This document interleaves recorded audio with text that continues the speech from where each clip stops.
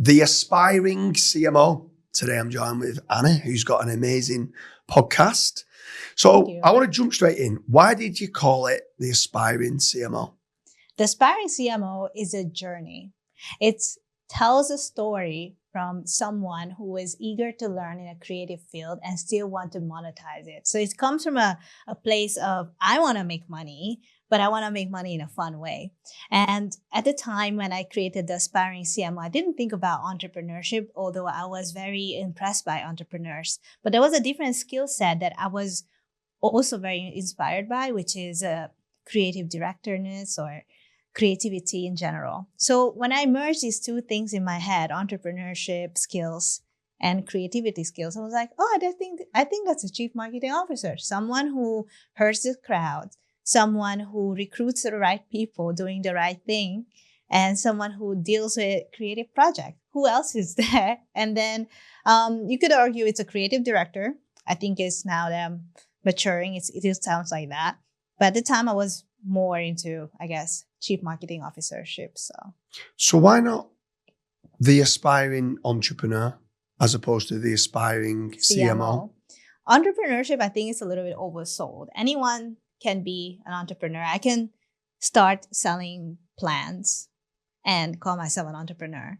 But when it comes to, but in my head, I guess, but correct me if I'm wrong, but a chief marketing officer understand corporates, so understand a bigger picture from day one, or like from that job But title, you see, what's interesting about that is, I don't think you go and sell plants, it makes you an entrepreneur. I think what starts to happen is if you set up a plant company and you were successful, and then you went and set up another business and that was successful, and you set up another business and that at that point makes you an entrepreneur. You're taking lots of risk. Just going doing a drop shipping e-commerce, no, you're running a business. You're not an entrepreneur. You're a business owner. I think until you start taking the risk element and lots of risk element, does it then go down the branch of an entrepreneur? But everyone's got different kind of terms for what's what. With regards to a CMO, I feel it's more of a job role.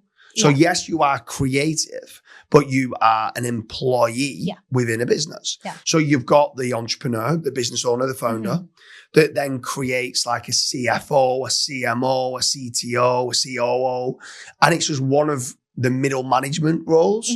So when it was like aspiring to be a middle manager, which is kind of the way I would do it, well, the way I would think of it, it was why not aspiring to entrepreneurship. However, you answered it in a way I never thought about it, because it seems to be that you love the creativity side.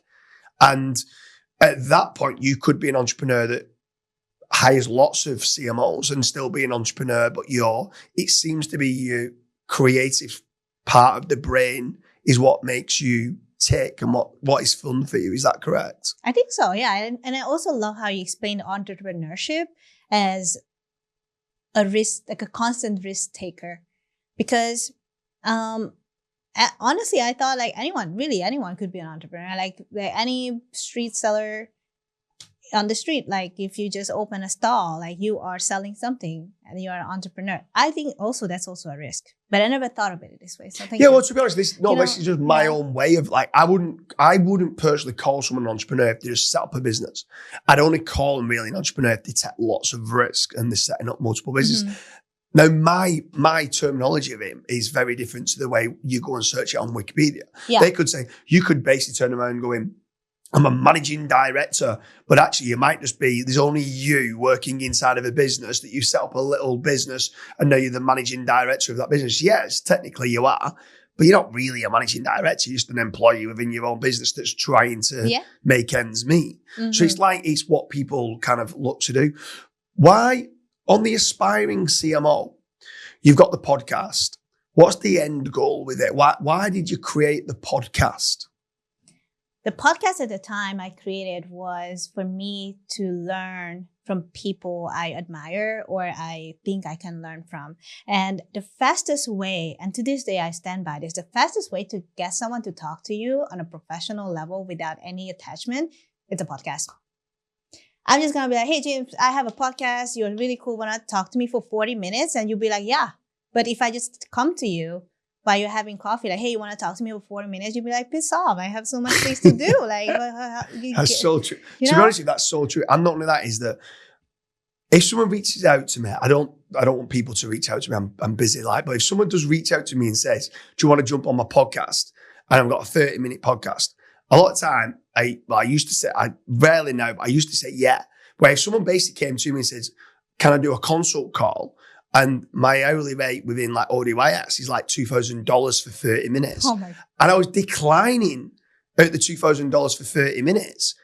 Yeah, I'd jump on a podcast for someone for free. And they was asking me the questions that sometimes was the questions that was being asked in an ODYS mentorship call. And I was declining it for $2,000 for the 30 minutes. So it was like, you're right. Sometimes you can get yourself in a position with people that might not have the time to speak to you, apart from the minute you mention podcast and it's going to get syndicated out and you can deliver your message.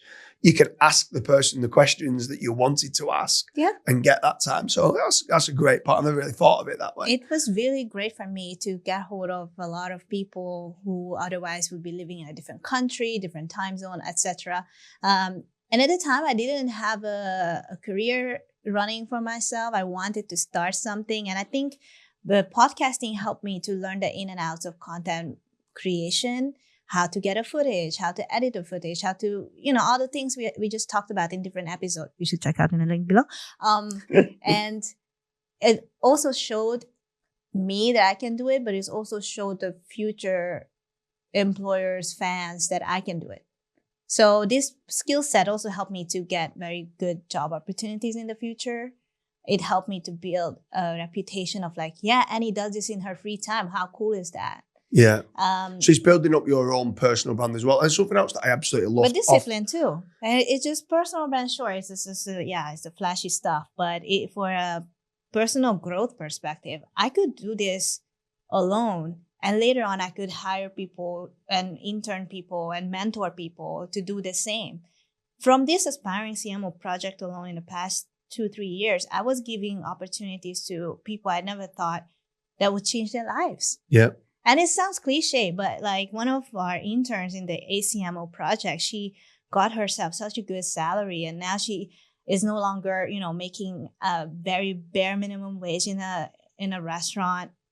She can now enjoy her hobbies, walk her dog, and just like live a comfortable young adult life. You know what I mean? Yeah. And just because I've set up this system of like, and he goes on an interview, and he edits a video, and he does a description, la la la la la.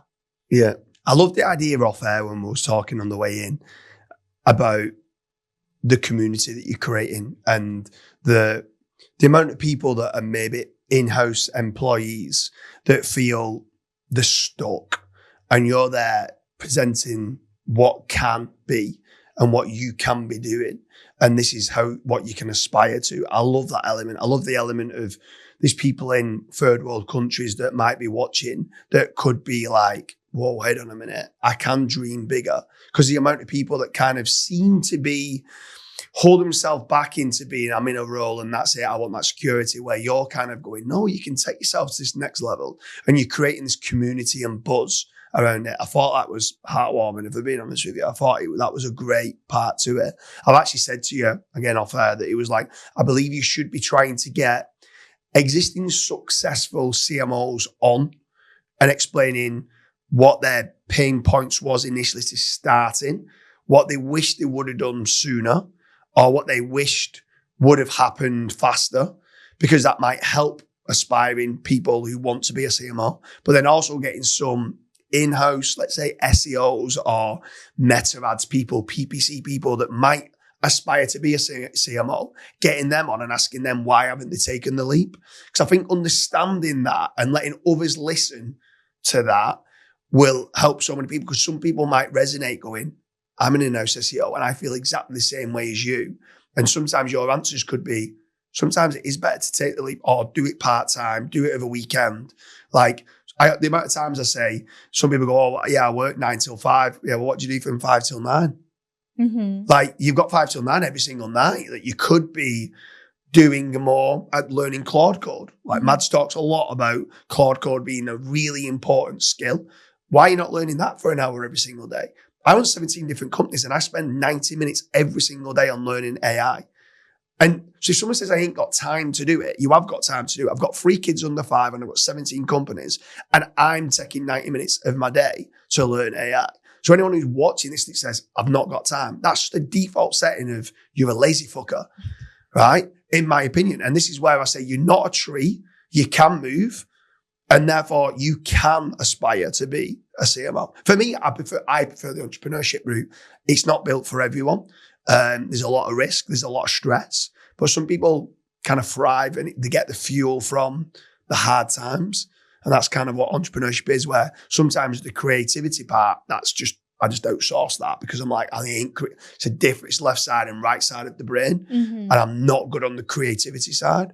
I disagree on that one. I disagree on that. I think you're really creative. Yeah. Ever since I've known you, I think I don't know. I couldn't do so a lot of stuff, let's say, anime does with regards to the viral videos and what you're doing. It doesn't make me tick. I'm about numbers, like art, visuals and stuff like that. It just doesn't, I try to, and I love it. And I think it's very important, but I'm more of a numbers, business, sales, profit, that kind of role. Than the creativity side just helps me build that part up. I think it's very, very important to do it, but it's inspiring what you're doing. I think I need you to carry it on because I think you're going to elevate so many people within your community. Anyone that's not heard it or listened to it, how can people kind of subscribe? Thank you so much. Thank you guys. You can find me on YouTube. You can find me on Apple Podcasts. What's the handle on YouTube? It's anyone marketing, but you guys can find me the Aspiring CMO. It's on the Aspiring CMO. Make sure you subscribe and thank you very much. Thank you, James, for having me.